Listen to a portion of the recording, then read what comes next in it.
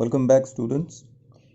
So in the previous class we discussed about parts of speech and we try to know as per the definitions, and there we came up till the noun, its kinds and the subkinds. So first of all, we got the definition of the noun. After that, we tried to know a bit broader. So we got the types of noun, that is concrete and abstract. So when we come to know more about concrete nouns, so there we got the subkinds. The subkinds of concrete noun, we got 4. So 4 kinds of concrete nouns are proper, common, material and collective noun.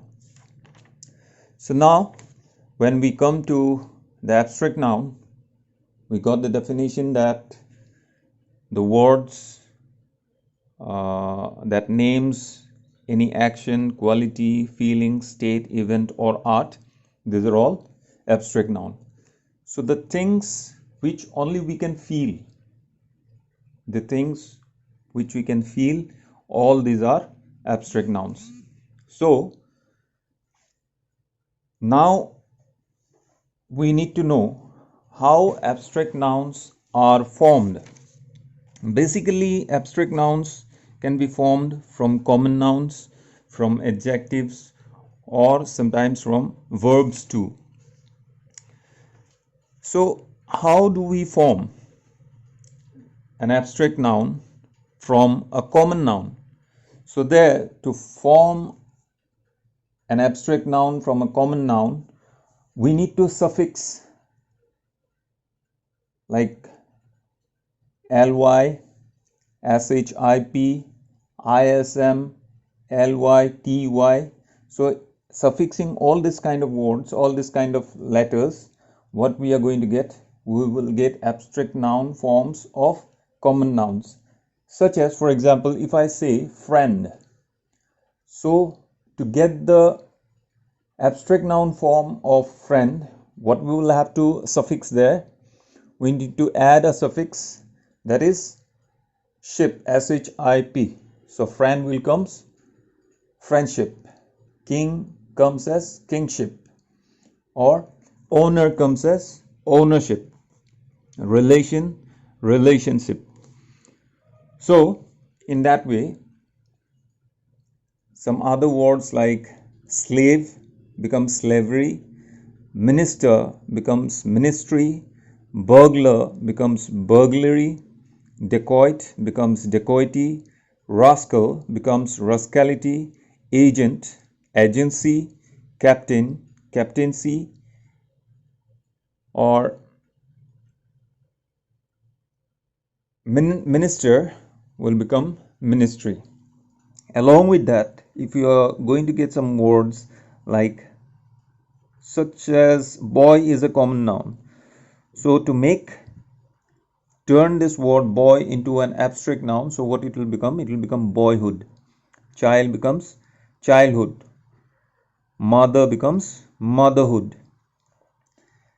There are some words which are having their own forms of nouns, such as coward becomes cowardice. So this way what actually happens, that this kind of words, you will get basically in adjectives or even in verbs as well as in common nouns, they already have some kind of corresponding noun forms. So we need not have to add suffix to any of that. Now if you are going to add such as bond, there it will come as bondage, right? For say, in adjectives, we will get high is height, or broad is breadth, and foolish could be folly, or hot becomes heat. So here we need not have to add any kind of suffix. So that is the thing, that to form an abstract noun, what we need to do for suppose we need to transform a common noun into abstract noun, or an adjective into abstract noun, or verbs into abstract noun, we need to add some suffixes. So here again, some words are there, some verbs are there, which they have their own forms as abstract nouns, such as cry. So now to form it in abstract form, you cannot change it. It will remain same as cry.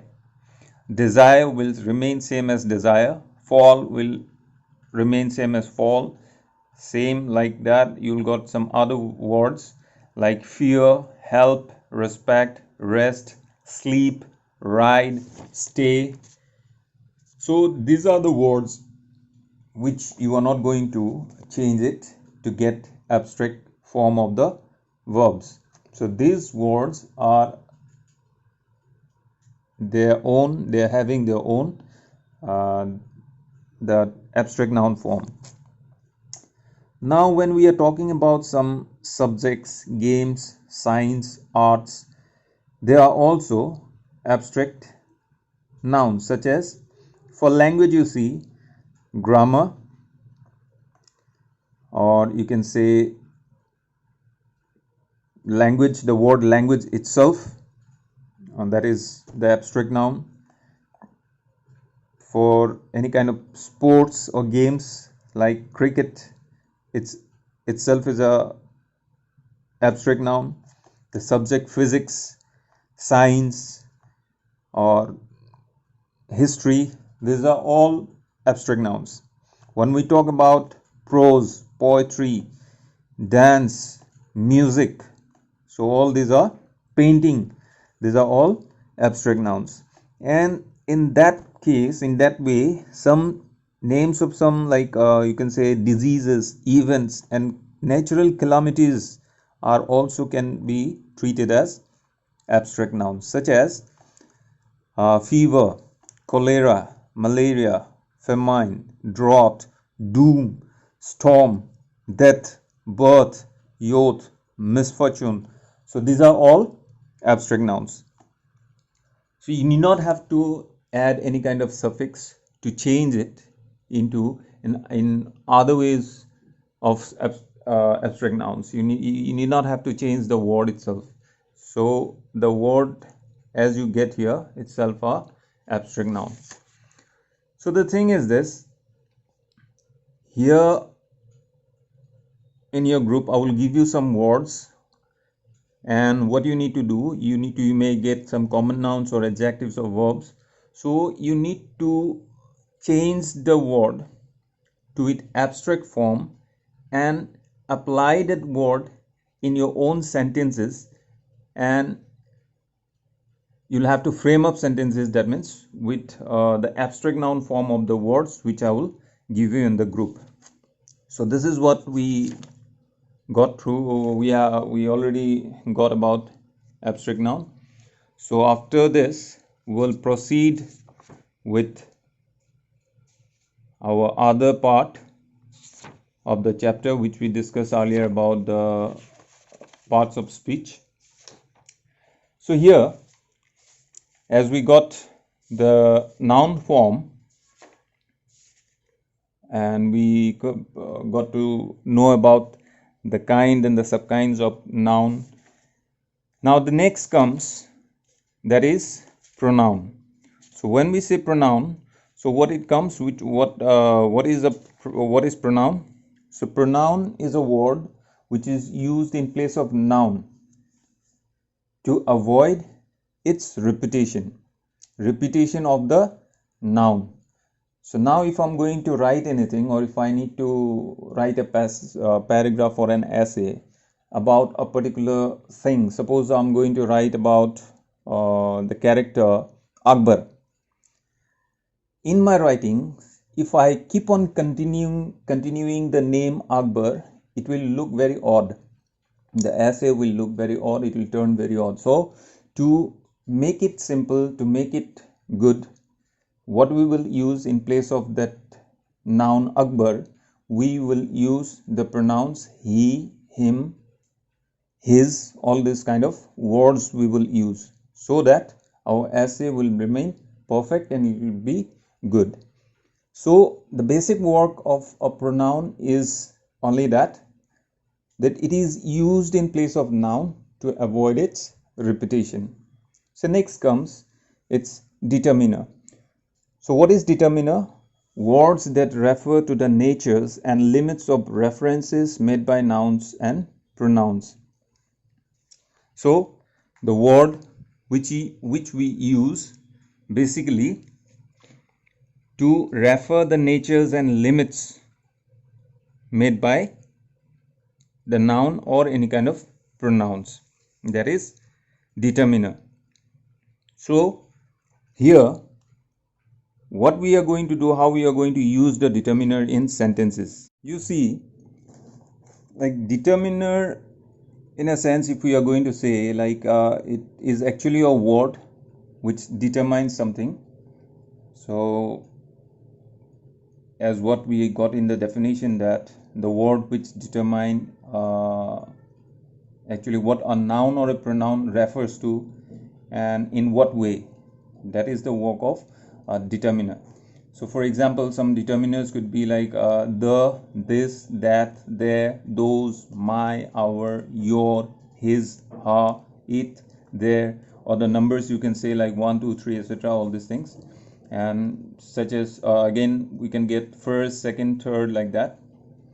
And again a, an, any, some, certain, such, both, all, no, none, few, much, each, little, many, another, more, most, several, etc. are these words which are determiners. So to go a bit deeper, we will get there are two classes of references. That means there are two classes of determiner. One is specific and the other is general. So what is specific determiner? So specific determiner is to refer to a noun in a definite or specific way. So if I'm saying the son greeted his father, now here in this sentence, the son greeted his father. Now the first word, the son, that means talking about particularly the son. The son greeted whose father? His own father. So here his, the and his, these two words are specific determiner. And the specific way of referring to someone or something is that's the specific determiner. So if you get to know, if you want to know some examples, then it could be like the, his, your. These are all the examples of specific determiner. Moreover, you are going to get it clear soon after reading the sentences, if you are going to get. So now if we are going a bit wider about specific determiner, then here we are going to get some words which you can include in specific determiner. So to say like the word the. Earlier it was called a definite article, but now we can treat it as specific determiner, the word the. Now this, these, that, those, such, same, certain. So these were all demonstrative adjectives formerly, but now we can treat it as specific determiners. So here, if we are going to be more specific about the uses and all, so there are various rules and regulations. There are various notes that we need to follow, such as the use of the, how we are going to use it, or like the use of determiner the in various forms, in various ways, in with various rules and regulations, and which we can discuss later also. But as what now we need to go with the parts of speech. So we'll discuss about this specific determiner and general determiner in a broader way in our next session or in our later classes. So coming back to our parts of speech. So here the next parts of speech is verbs. So we all know that the word expresses of any doings, or you can say words that express action or facts are verbs.